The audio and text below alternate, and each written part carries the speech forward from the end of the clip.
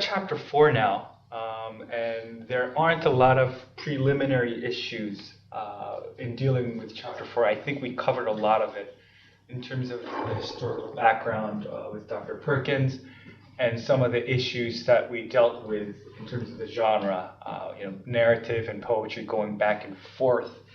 So chapter 4, we're just probably going to go through the text and a couple of issues that will arise from that. Hopefully we can discuss as we go along. One issue I do want us to think about before we get into the text relates to what Dr. Perkins mentioned in the previous session. And that's about how we divide a given chapter or a story. And I think it would be a good exercise for us to try to do that with chapter 4. I'll give you a few minutes to read through the chapter and see where you might divide the chapter. Okay? And I do this because there's not a lot of emphasis that might change in terms of how you divide the text here, but scholars are divided on this. Okay? And I would like to see how you think and how you would divide the text. So I'll give you maybe 5 minutes for you to quickly read through chapter 4 and see where you divide the text, where you allocate the text, whether you divide it into 2 pieces or 3 pieces, okay? All right. Are we essentially guessing on the paragraphing? Is that what Dr. Perkins was talking about? Yeah, guessing on the We can discern, okay. Discern, yeah.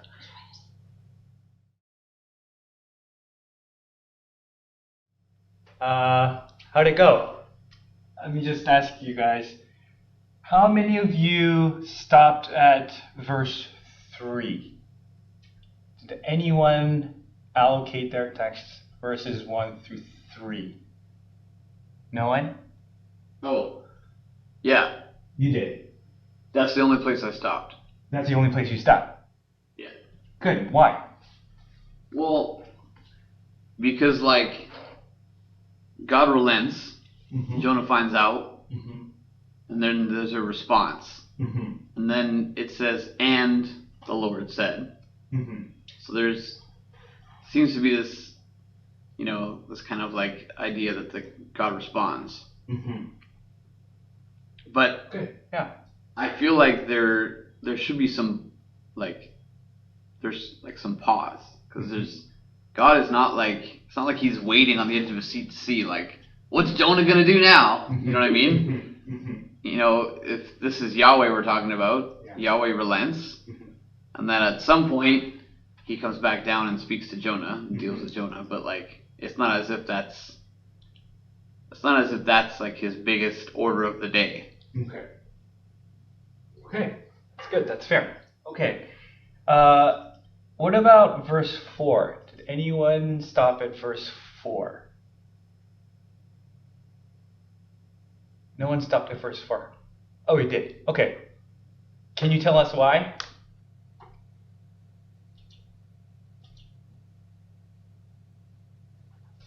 I think.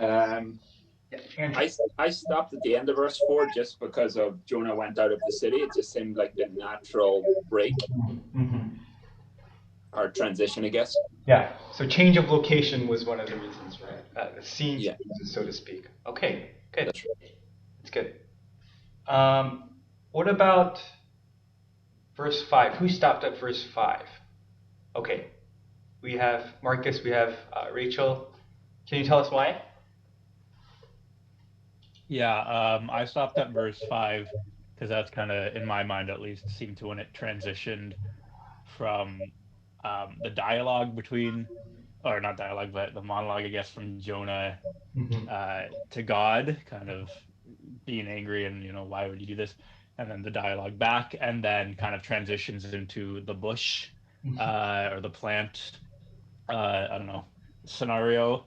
And then that's kind of where I split it. I kind of had it divided into 2 sections there, so it seemed like 2 even sections there where the narrative kind of changes a little bit. Okay, good. Rachel, did you want to add to that? Yeah, similar idea, just kind of 2 different storylines, right? We've got Jonah angry, leaving the city, and then moving on to God's kind of next reprimand and the bush. Yeah. Very good. Did anyone by any chance stop at verse 6? So 1 through 6 and 7 to 11. Jane did. Okay. Can you tell us why? I don't know if I have a theological explanation, more like if I was shooting a movie, where would I change scenes? And so it was more like scene 1, Jonah angry conversation with God. Scene 2, we see this plant coming up, and it comes up, covers him, dies. So it's kind of like, who is the main character in the scene, and where would my camera focus be? I don't know if that's theological exposition, but it made sense for me to kind of put a pause there. Yeah. At this point, we're looking more for literary approaches, right? Yeah, so that's very good. That's very helpful. Okay, anyone else? Or someone who maybe divided into 3 parts? Was there anybody who did that? Yeah, we both kind of did that. Oh, camera go. Yeah, so we I go 1 through 4, just leave the break where it's at, and then I go 5 to 9, and then 10 through 11 would be its own paragraph. That's the sort of so there's the 2 movements of Jonah expressing displeasure and being reprimanded, and at the end of the first one, God doesn't explain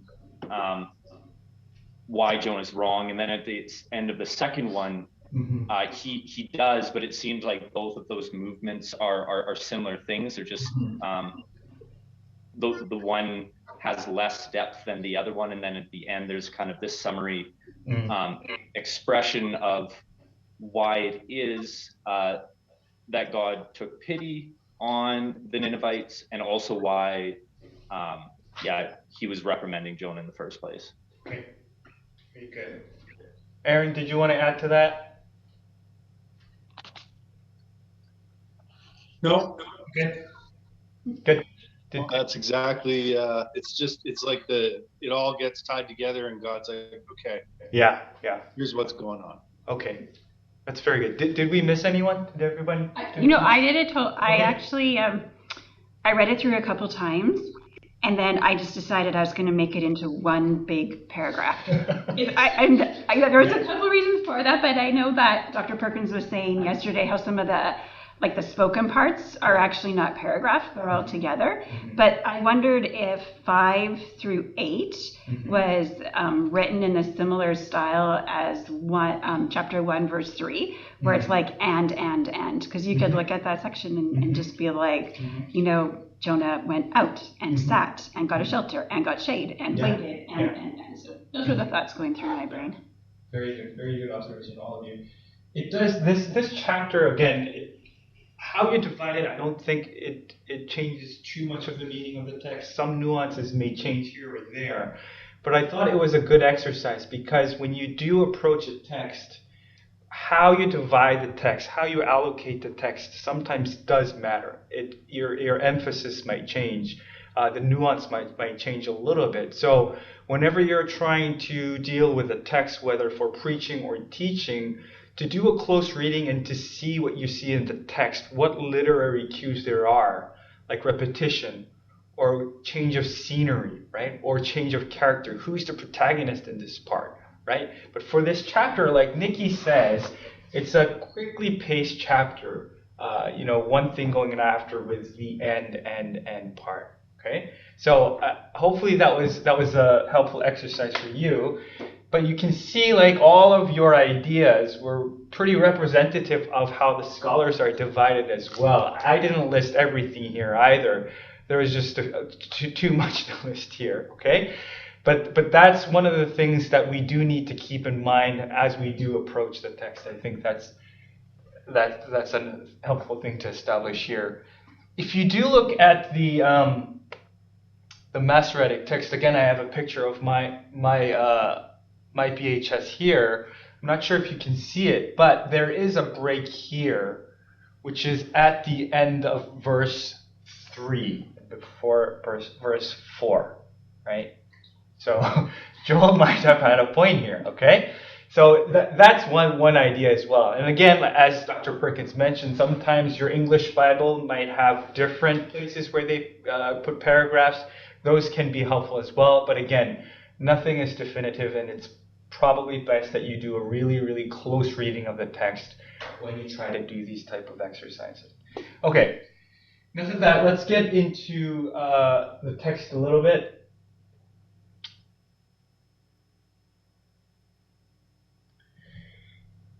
And we begin at the first verse. We begin at the first verse as with a somewhat negative note, right? It denotes what has happened prior.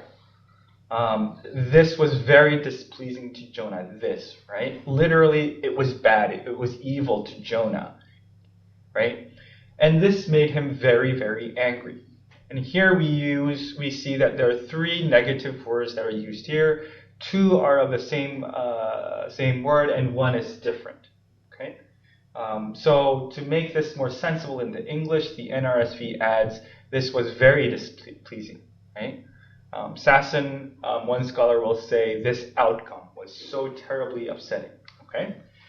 What this verse effectively does, it connects chapter 4 with the previous chapter while providing some additional information. It's a natural transition that we see here. It helps the narrative move along, so to speak.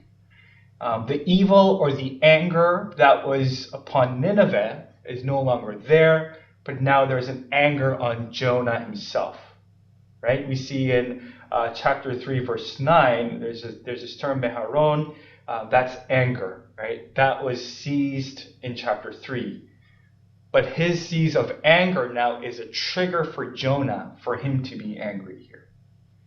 The two words that are used displeasing in the English is ra'ah, and they both, and here in the Hebrew it uses both the verb and the noun form. And in a sense, it's emphasized. Okay? When we see repetition in English, we consider that a bit of bad English. In the Hebrew, sometimes they use the same words to add to the force of the text here. And I think this is one of those cases we see here. So it was exceedingly upsetting to Jonah. That's what it sounds like. The Septuagint, I think, offers a pretty good translation, and it says, "And Jonas was grieved with great grief," right? Grieved with great grief. You see that kind of repetition reflected in the translation. And he was confused, okay? So here we have a prophet who is angry at God, presumably because the people of Nineveh have all repented and have been saved, right? As we have seen in the previous session, the people of the great city of Nineveh from all classes, from the least to the greatest, including the king, have turned away from their ways of evil and turned to God. And it was Jonah's words that were the catalyst. All because of Jonah's 4 words in Hebrew that, I don't know if we can call that a sermon, but 4-word sermon or his oracle, he sees an entire nation returning to God.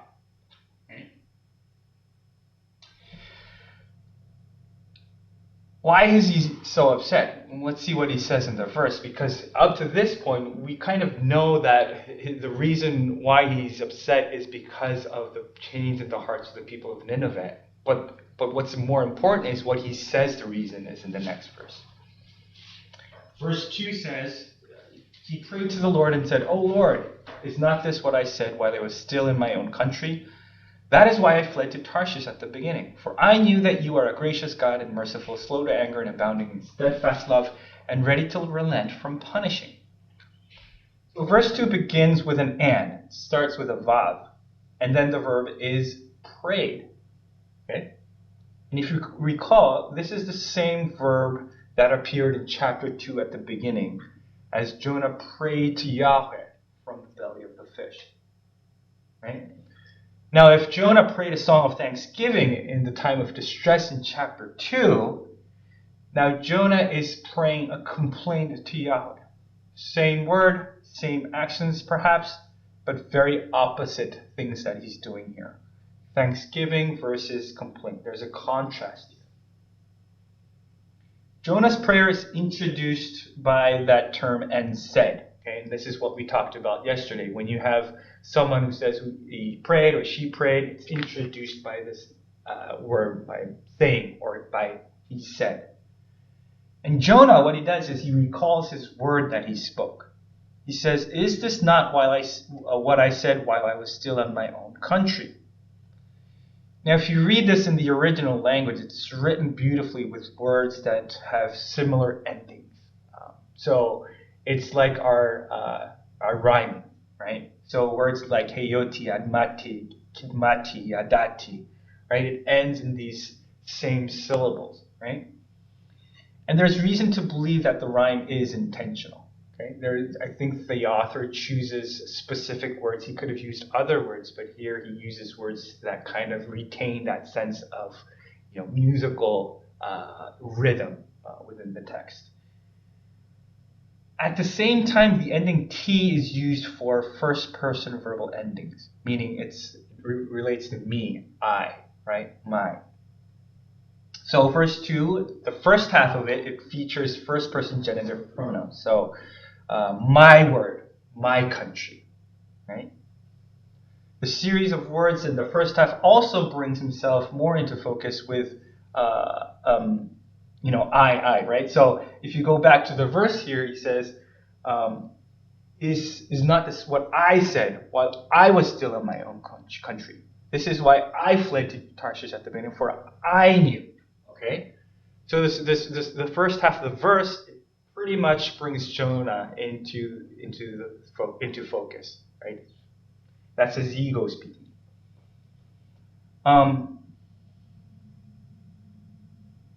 And then the reason for Jonah's grief is presented in the second half of this verse. He doesn't say it's because of the Ninevites, but it's because of God. It's because he knew God's character. This is the reason why he fled to Tarshish in the first place.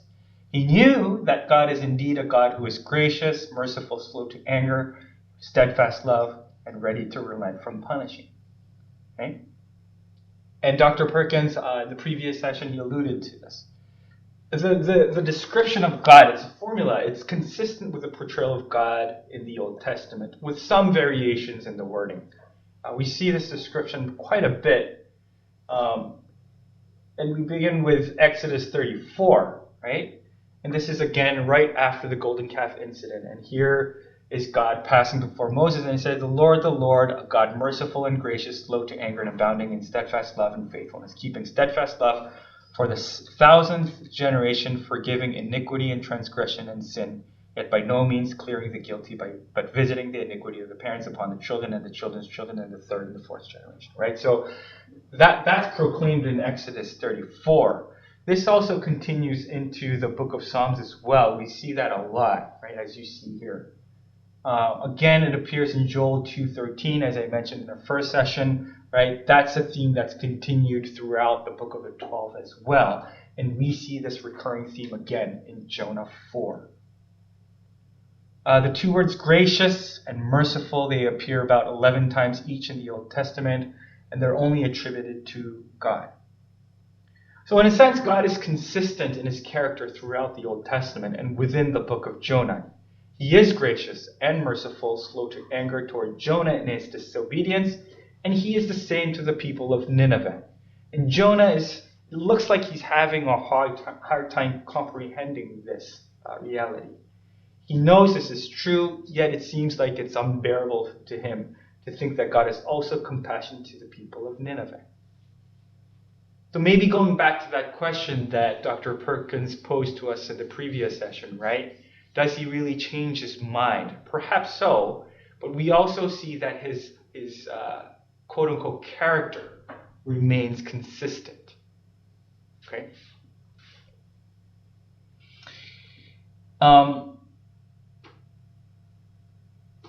In verse 3, we'll move on.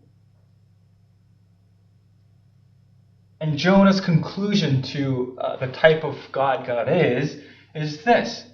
And now, O Lord, please take my life from me, for it is better for me to die than to live. He's so angry now that he pleads God to die. And this verse begins with an adverb, now. And then there's a verb form in the imperative, right?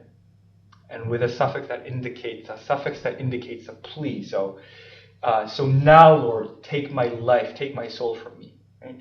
So typically when you see this kind of wording, when now is succeeded by an imperative, it implies that time to discuss matters, that's over. I want this to happen now. Right? There's not much to do, there's not much to discuss, not much to be fulfilled. Make this happen. Right? The motivation is followed right after by using this clause for, because. And he says, it is better for me to die than to live. And the form here uses sort of the typical better than form. You see this kind of form a lot in the wisdom literature as well. It's better to be wise than to be foolish, those type of things. Here, Jonah is saying it's better for me to die than to live. So Jonah's characterization here, on the one hand, it's similar to chapter 1. In the imperative, he tells the sailors to pick me up, throw me into the sea. And I assume that he kind of knew that there was a high chance that he would probably die. In chapter 1, he doesn't explicitly ask for his death, but I think in effect that's what he says to the sailors. Chapter 4 Jonah, it's similar, right? Now, but he's much more explicit in his request. He wants to die. He asks God to take his life. And that's very different from chapter 2 Jonah. Right? And this is what we talked about yesterday. There, Joel appealed for deliverance. There included a plea that death would be frustrated and Sheol would be distanced. Now he's asking for death. As we maintained yesterday, Psalm 2, I still think that it's integrative to the story. I think, in my view, that Jonah here in chapter 4, kind of reverting back to himself, still adds to the dynamicity of his character. Some people like to say his request for death echoes similar requests like from Moses or Elijah, but I think it's a little different. Moses, pleads for his death for the sake of the people of Israel. There's a sort of a nobleness to it. Elijah, he wants to die as well, but that's right after his battle with all these the prophets of Baal. He's fighting against Baalism. He's tired. He's exhausted. He's burnt out. Right? That's the point where he asks for his death. Whereas in Jonah, his request seems quite self-centered, and it's a little different than that. But it does, maybe some people like to make that connection here. One scholar says, and I thought this quote was quite interesting, he says, Jonah is upset that the time fuse does not work on the prophetic bomb he planted in Nineveh. Right? So he was waiting, for that to go off. It didn't go off. Now he's upset. In a sense, he wanted to be right. He wanted his words of prophecy to come true, perhaps in his own time. And again, like I said in the first session, this is one of the important standards of being a true prophet or a false prophet. Your words, in a sense, had to come to fruition. Jonah's didn't, not in his time at least. We know, of course, later, that oracle, it does come true through the book of Nahum, which is considered, functioning as a sequel to Jonah. Right? So if you look through the book of Nahum, there's an oracle concerning Nineveh, right? Nahum chapter 3, verse 1, it starts with a woe article, right? We talked about those oracles in the first session as well. That isn't the case here. Jonah didn't get to see that.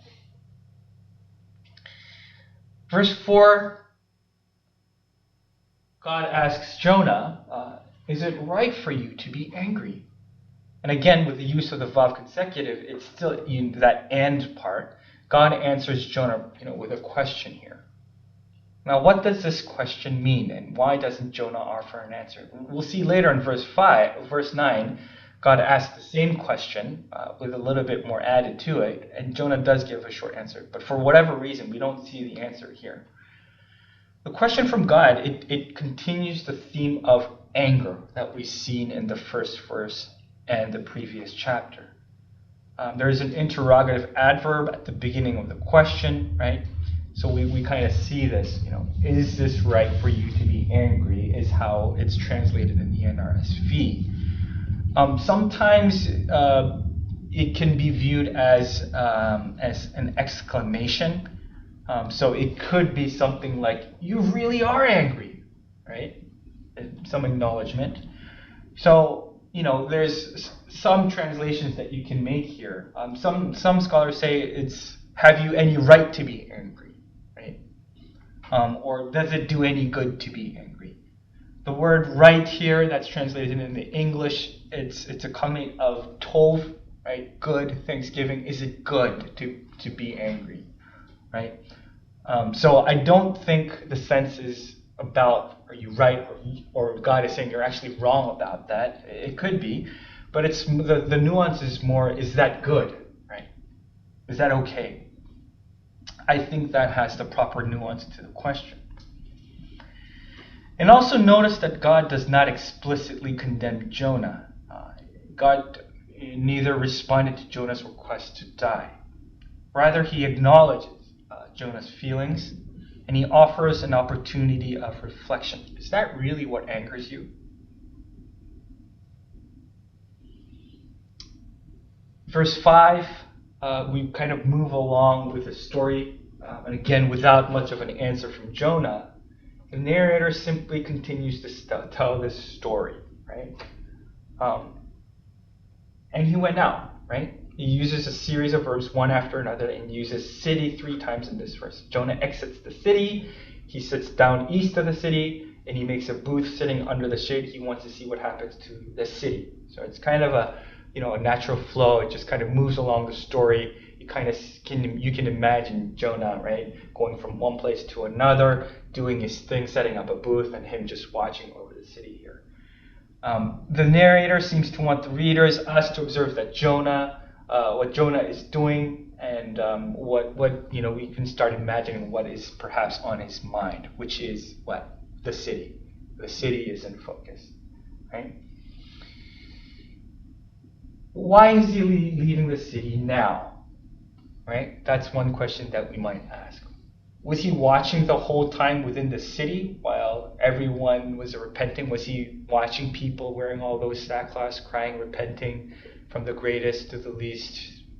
Hearing the king, lay a decree to the people, right? Or is it like some scholars say, a textual problem that needs reconstruction? Some say that the part where he left the city should have been deleted. Others argue that it should be inserted right after chapter 3, verse 4, right? Right after Jonah goes out of the city, cries out the oracle, right? And as people started to believe in God, as they proclaim a fast, right?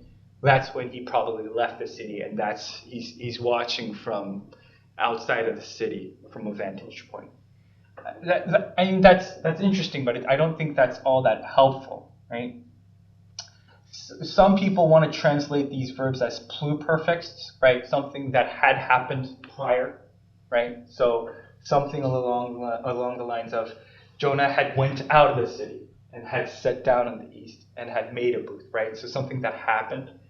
But again, I don't think that matters too much. It doesn't bear too much in the story. I think it's rather natural that Jonah did see what people were going through, and now he chooses an appropriate time for him to go out of the city and to see what is going to happen. Jonah sits down at the east of the city. Why is this location important for the readers? Perhaps this adds to the account of a sense of realism, right? This is exactly where he said perhaps so. There might be something like a pun. We have words kidamti in verse 2, another kadim in verse 8. So maybe that kedem is the word for east. So maybe that's going on here as well. At the same time, we know that the Hebrew narrators have a preference for the east, right? East of Eden in Genesis 2. God's offspring coming from the east in Isaiah. Those type of things might be happening here. What matters for this story particularly is that it gave Jonah a vantage point over the city. Right? And it's interesting to me, at least, that even though he's disgusted about what happened, he's still sitting down to watch. He just didn't pack up and leave. He's still watching over the city. Jonah here, he makes a booth. It's Sukkoth in the Hebrew term, and that word is used for the Feast of Booths, the Feast of Tabernacles. But here it's to denote a simple hut, like a tent. He did so to sit under the shade while he waited to see what would happen to the city. Now, this part, it seems like an insignificant part of the story, but in a sense, it kind of functions as a foreshadowing for what is to happen. We're going to see what happens to the booth and what happens to this shade that he wanted to create. Right? Verse 6. The Lord God appointed a bush and made it come up over Jonah to give shade over his head, to save him from his discomfort. So Jonah was very happy about the bush. Now note that there is a slight variation in the name of God here. Here both names are used, Yahweh and Elohim. And you'll see that in the previous verses, a lot of it was Yahweh, but in the following verses, there's a lot more Elohim. In the past, some people wanted to, try to differentiate sources here, but that's been proven quite unsuccessful. That door's been shut. For whatever reason here, and I think by adding the two names, Yahweh and Elohim, it makes that transition a little bit more natural to the latter part of the story. In any case, here what's in focus is that that the Lord God appointed a bush here, right?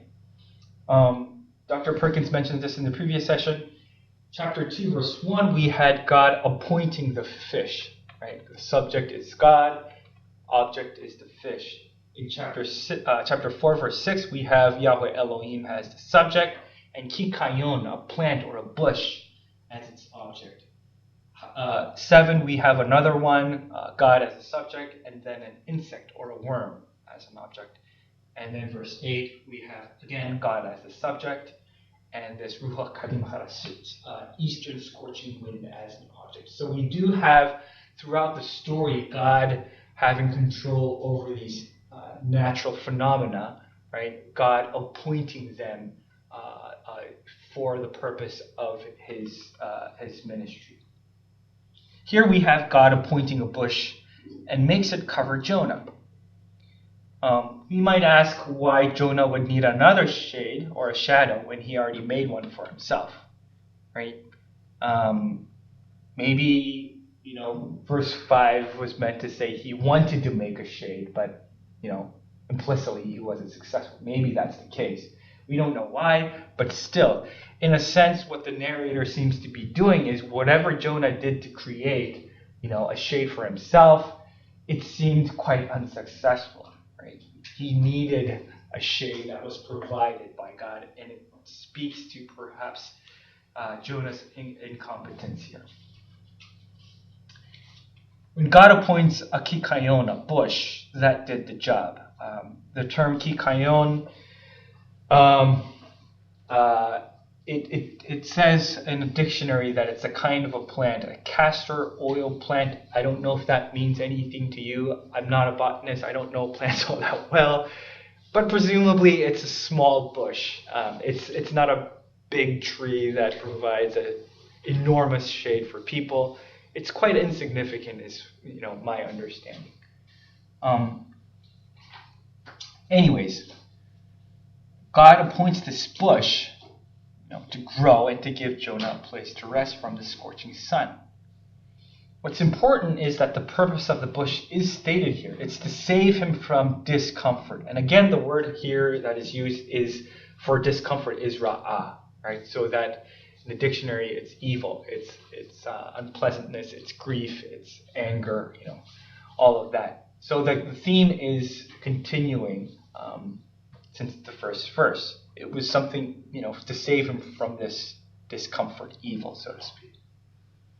The subject of this verse is God, and min, from, suggests that God is again rescuing Jonah from discomfort, as he did, from the fish's belly, from the deep waters.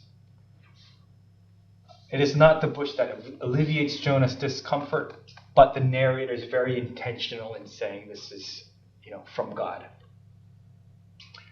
Also, interesting thing is now Jonah is greatly rejoicing. So Simha is rejoice, Gadola is great. We see this instant reaction to God's appointing work, right?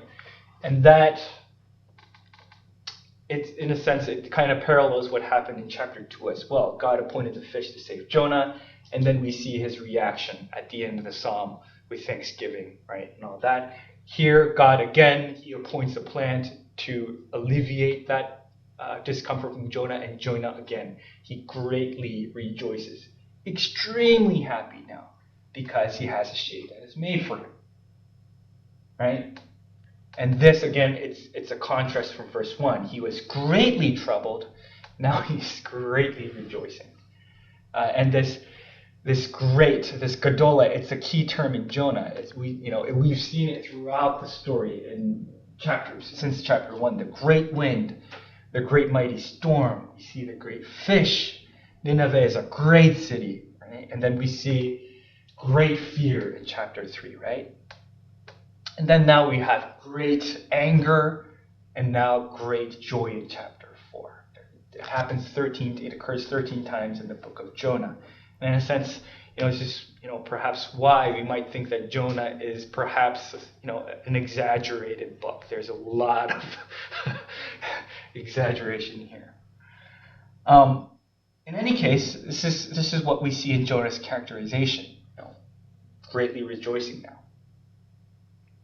And I would think that's perhaps an appropriate response to God's saving act. A plant that miraculously grew like Jack's beanstalk is now, it's provided from God, and Jonah is happy. For God's perspective, however, this is perhaps only half of the lesson. There's a more important divine lesson that is coming. So in verse 4, again, we have that "and something happened." In the English, I think it's appropriately translated as "but," and here we have something happening. But when dawn came up the next day, God appointed a worm that attacked the bush so that it withered. Right? Again, God appointed, right? And we have that same construction here. God appointed a worm. The verb appointed, in this case, now the object is the worm, and again, we have a direct purpose in God's appointment, right? And here we're talking about a little insect or a worm, and it causes the plant to wither. Other translations are given. I don't know exactly what kind of bug or worm this was, but other translations have larva, maggot, weevil, beetle, centipede. And again, I don't know too much about these insects, but that, knowing what exact type of worm does not have much bearing on this verse's interpretation. What's more significant is the worm's actions. Okay? And when does this happen? It happens when dawn came up the next day. Right? There's timing involved here. In other words, the kikayon plant dies just in time for the sun to do its job. Right? It didn't die when Jonah didn't need it. It died just in time for Jonah to experience the lack of the shade. Right? The plant, it shrivels up and it dies. And so we see in verse 8, when the sun rose, God prepared a sultry east wind, and the sun beat down on the head of Jonah so that he was faint and asked that he might die. Again, he says, "It is better for me to die than live." Right? And again, we see that immediate connection with the previous verse. It happened. What happens when the sun rises? Again, God appoints. This time he appoints the east wind. And The word scorching here, harashit, it's kind of difficult to understand. It's a word that only appears once in Jonah and only once in the Qumran scrolls. It's difficult to know exactly what the term entails. So maybe looking at other translations like the Septuagint, Peshitta, Vulgate might be helpful. Those have scorching, muggy, sharp, right? The east wind, it occurs other places in the Old Testament. It's one of the four winds that God summons from the four corners of the earth. The wind has the ability to destroy a Tarshish fleet in Psalms, right? It can dry up vegetation in Hosea. It can bring locusts into Egypt in Exodus. So when we read, or when the initial recipients of the message read east wind, we can assume this alludes to, on the one hand, God's controlling presence, but at the same time, something dramatic is going to happen. And it does. We have what? The sun beating down on the head of Jonah. Beat down, smite is the word here. And so the plant withers and Jonah feels faint. Okay? What do you think happened to the little hut, though? What happened to the tent?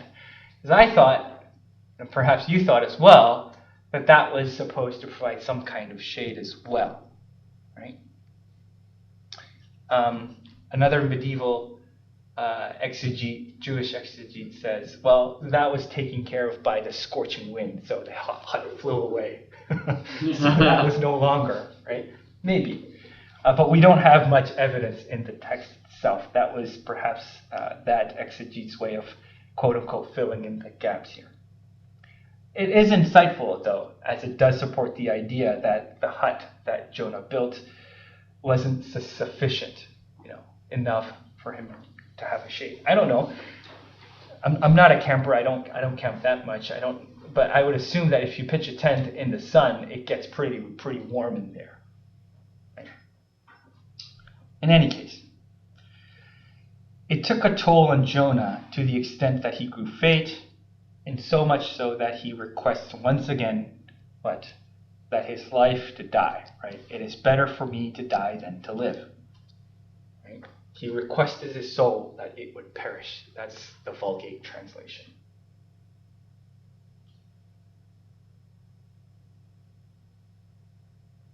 God follows Jonah's request with a question. Right? Do you do well to be angry over the plant? Is it right for you to be angry about the bush? So it's the same question God posed previously, but this time with the added over the plant. And God puts the focus on this kikayon plant. Not the deliverance of the people of Nineveh, but Jonah's affection for this very, very short-lived plant. Are you really upset over a bush? That's God's question. Jonah's answer is very short and decisive. Yes, I do well to be angry, enough to die. And so here we have Jonah sort of being characterized as this petulant character. And it's surprising to see, in one sense, how God's prophet is portrayed like a spoiled child. And then we have the last two verses here. This is where now, Jonah is sort of removed from the scene. And we have, if we had a camera, it would zoom into God speaking, and we end with God's words here, right? 10 and 11. Let me just read it to you. Then the Lord said, you are concerned about the bush, for which you did not labor, and which you did not grow. It came into being in the night, and perished in the night. 11, and should I not be concerned about Nineveh, that great city in which there are more than 120,000 persons, who do not know their right hand from their left, and also many animals. Right? And these two verses serve as the ending, the conclusion for the book of Jonah. And it's interesting how this is constructed here. The verse 10 deals with the very immediate important issue for Jonah, right? And it describes his situation well, his emotions well. And then quite effectively, God moves into verse 11, his way of teaching. Pedagogically, I think very effective, right? If you are right to be upset about the bush, then I also have every right to be upset over Nineveh. That's sort of the logic here. The two verses, we can call this God's monologue. They're intimately related as well. Verse 10, you can divide it into three parts. First, you pity the plant. Second part, which starts with a relative clause, you did not labor, nor did you make grow. Make grow, and it uses this word great again, gadol. You didn't grow it, gadol, right? And then the third part is which during the night it came to be, and then during the night it perished. Verse 11 also parallels that formation here. The first part is, should I not pity? And here you see the author uses the same words here. Hus. Pity Nineveh, the great city, again, gadol, the same word. And then again, the relative clause by which there are more than 120,000 persons who don't know from their right and left hand, and also much cattle, right? So it's constructed in the same way, and you can see that parallel. So that contrast is significant for us and for the readers.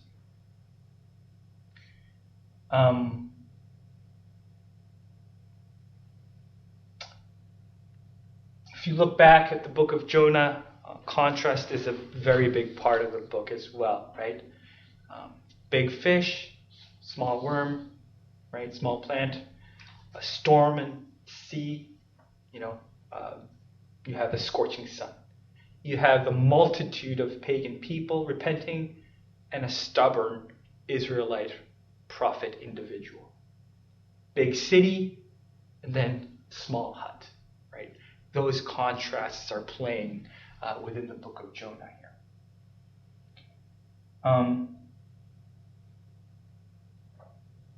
So in these two verses, because of this parallel and because of all these contrasts, right? You pity over a plant, shouldn't I have compassion over a big city? The sense of irony is heightened as well. Verse 10, Jonah is fretting over a single plant, a single thing. The relative clause enhances the tediousness of Jonah. It was just one plant, right? Jonah, he didn't even make grow, and existence was very short-lived, right? The term for night is interesting as it uses sun. The sun of a night is the literal translation. The meaning is clear. During the night it existed, and then it perished right after. Right? On the other hand, Nineveh is a great city occupied by thousands of people. Okay. Some have wondered about the accurateness of the number historically. Is that correct? Is that too much? Right? The word more than perhaps indicates they were right. It's pretty clear it's more than 120,000 people. Some say perhaps 300,000 is more accurate, right? During Sennacherib's reign, Nineveh has grown into a city, but again, the story is situated before that. Kala is a place that is nearby Nineveh, and people approximate maybe 700,000 people there. So maybe it can be part of that. I'm sorry, 70,000 persons living in Kala. So maybe that's a working assumption here. The terms for person is Adam. It's a collective term that is used here instead of people, anashim, but it's used when you refer to a large number of people. Like chapter 3, verses 7 and 8, Adam's people and beasts are paired. The relative clause also introduces the people not knowing from their right hand from the left. I think, was it Aaron you mentioned on the first day that this might indicate children, that there was an interpretation that referenced children for this number. That would probably mean there are a lot more people than the number that is indicated here. I don't find that too convincing. Adam is typically not associated with children. And here the use of the relative clause specifying the people, I think is pretty indicative of, you know, these people not being children, right? The reason that that came up was I was watching a sermon that it didn't have anything to do with Nineveh, but it had to do with the question of, do children go to heaven? Do people with mental disabilities, etc., are they spared by God's grace, like kind of automatically? And then the person was like, look at Nineveh. There's over 120,000 people there that don't know their left hand from the right, taking that literally to mean they don't know left from right, indicating that they were just. So it was kind of a rabbit trail, but I was just curious if there was actually something to that. Yeah, and there has been suggestions to that end. I think some people mentioned that it could mean children. Some people say, like you say, you know, mentally somewhat not mature enough. I don't know if it implies mental illness. I don't think it would go that far, but perhaps, you know, mentally immature, right? So those suggestions have been made in the literature. I think I mean, we can assume that children could be part of Nineveh, right? That's probably the case here, but for that term to mean children, I think is a bit of a stretch.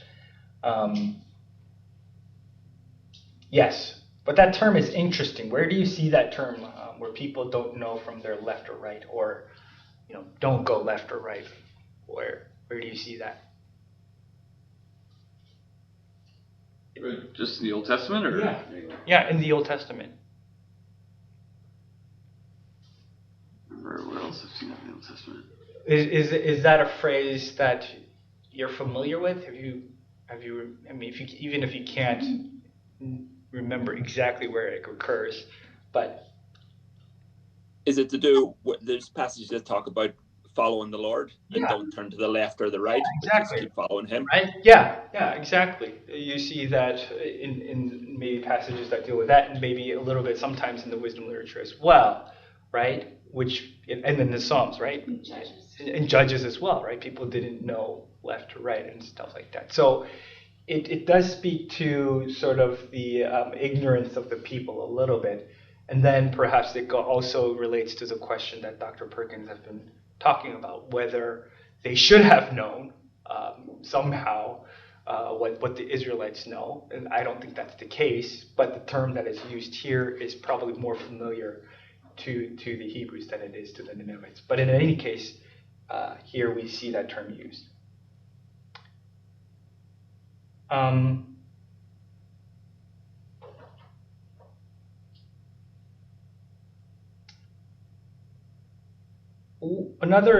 Just taking a step back now and looking at chapter 4 overall, the length of the speeches in chapter 4, I think, is worth noting as well. I think that's an important observation to make.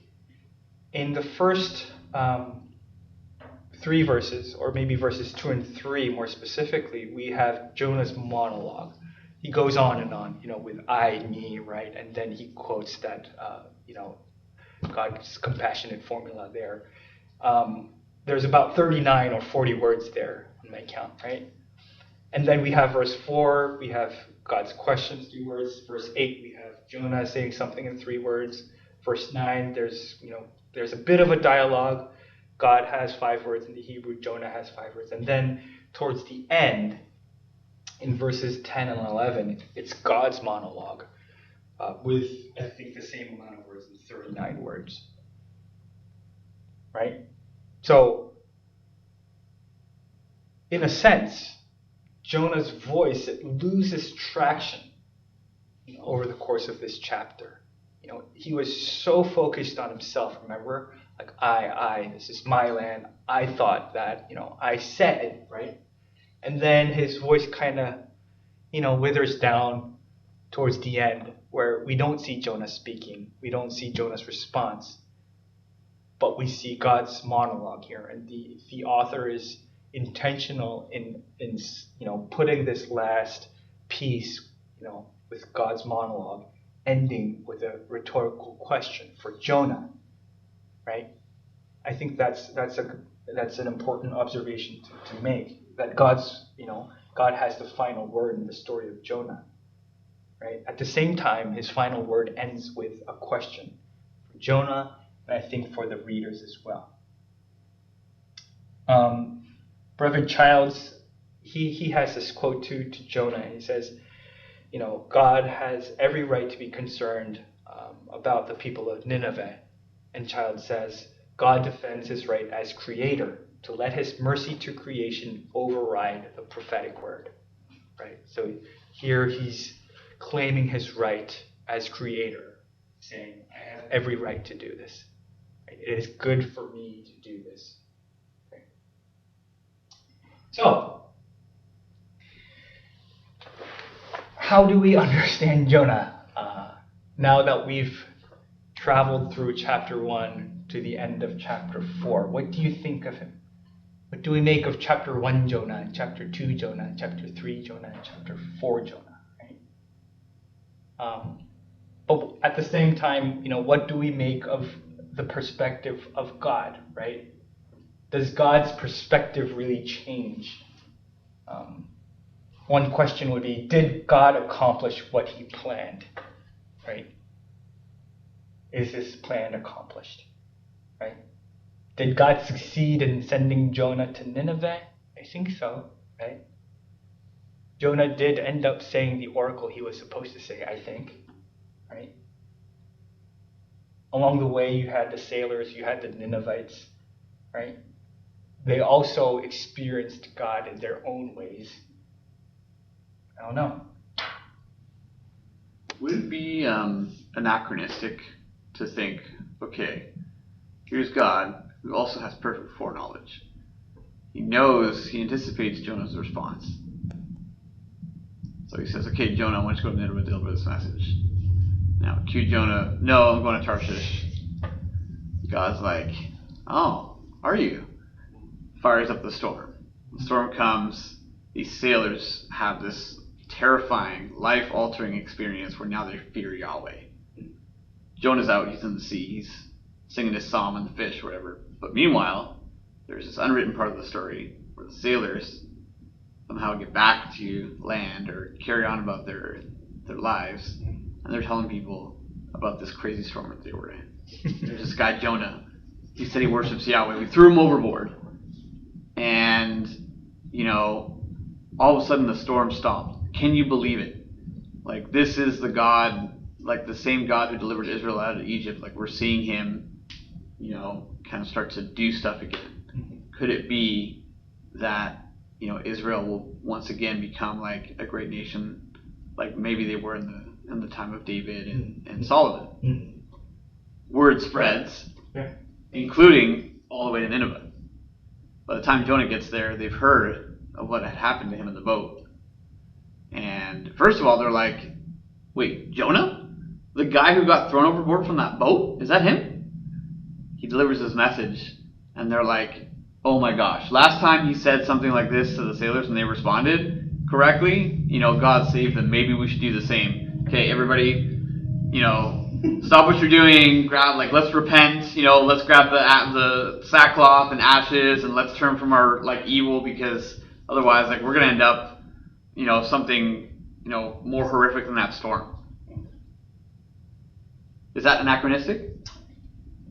That's certainly interesting. I was just listening to you speak, and just you said you were an English major. It's just like that was pretty good storytelling by you, right? Yeah, and you do imagine about what would have happened to the sailors, right? Yeah, interesting. What are your thoughts on that, Dr. Perkins? If I put that in a sermon, would you petition my credentials? I think again we have to ask the question, does the text make that a significant thing? What is it that generates the response of the Ninevites, right? Is it the word of Yahweh, or is it the presence of Jonah, who has experienced this and they somehow have learned about it, right? We have nothing in the text, in my view, that suggests they know anything about Jonah, right? I wonder if your scenario were indeed what the writer was trying to express, whether that would require some either minor note or something like that in the text that would say, now the Ninevites had heard about Jonah and so forth, and so, that kind of thing. But you don't read of that.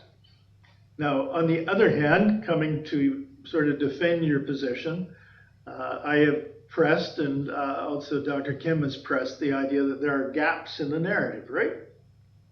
So we don't know everything. And that's what often sort of Jewish exegetes in the Middle Ages would do as to, okay, well, what happened to the Sukkot that Jonah created? Did he get blown away with the wind or what, right? Filling in the gaps. So is this an appropriate way to fill in that gaps? Do we have any sense that what happens to a small group of sailors, Phoenician sailors, etc., would get known in time, all right? Because remember, you got a time constraint from in the story world, anyways, from when Jonah gets spit out on the land. Would the story get to Nineveh in time? And do the sailors even know that Jonah survives? What in the story tells us that the sailors know the outcome for Jonah, that he gets spit out, etc. So I think there's probably enough in the narrative to suggest that probably that's not what the narrator would expect. But that's just my opinion. Cool. Anyone else? I think Elijah has something to say. He has his hand up. Nah, it's Aaron again. It's Aaron again. I'm sorry, I talk a lot. Just regarding your question about does God accomplish something here? Yes, but so I've been leading a men's group through Samuel recently, and it occurred to me that how many of these biblical characters that we read about are having real lives and real experiences, and real things are happening to them that are affecting their right now. But I doubt many of them really realize that they're going to be pointers to us, that all of these things that are happening are also for us and for our benefit and anybody who gets to read this scripture. So maybe what's happening in Jonah is relevant to them and there, but one of the main purposes, God's always working on this meta level, right? So one of the main purposes of all of this is to give us an illustration of his supreme grace and how flawed even somebody who knows him and is in direct dialogue with him can still be. And yet God provides this plant because he loves Jonah so much. All of this is pointers to all of us and everybody who's ever read the book of Jonah. And so God is accomplishing much more than just something happening in Nineveh at that time, in my humble opinion. Thank you. The last part, the question too, it kind of lends to that idea as well, right? It's initially, yes, it's a question for Jonah, but at the same time, you see Jonah as, perhaps a type, for Israelites, right? For them to see and for them to read and understand what Jonah went through, and to understand and to learn God's intention, perhaps for the nations as well. At the same time, we do always have to keep in mind that it does speak something to us as well, for us, right? And I think that's a good point that you make. Thank you.